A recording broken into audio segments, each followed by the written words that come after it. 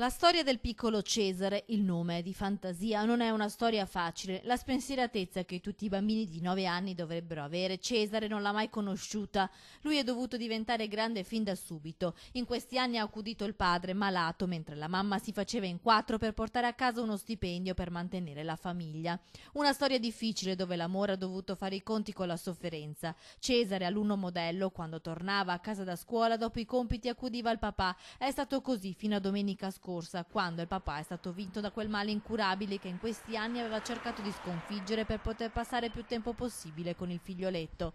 Per la famiglia al dolore si è aggiunto anche il pensiero di non riuscire a pagare i funerali. Ecco che in questa storia di sofferenza si è aperto uno spiraglio di luce. La notizia è arrivata alle mamme dei compagni di classe. In poco tempo sono riuscite a raccogliere i soldi necessari per il rito ortodosso. Così giovedì Cesare ha salutato per l'ultima volta il suo papà.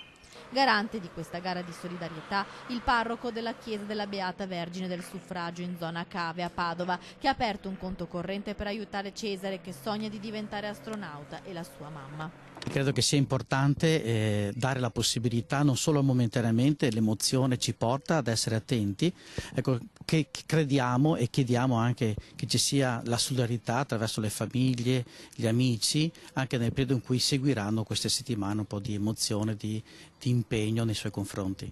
La mobilitazione per Cesare sta arrivando anche da personaggi illustri, ex ministri, imprenditori che attraverso l'IBAN messo a disposizione stanno donando per mettere da parte qualche risparmio per il futuro del piccolo.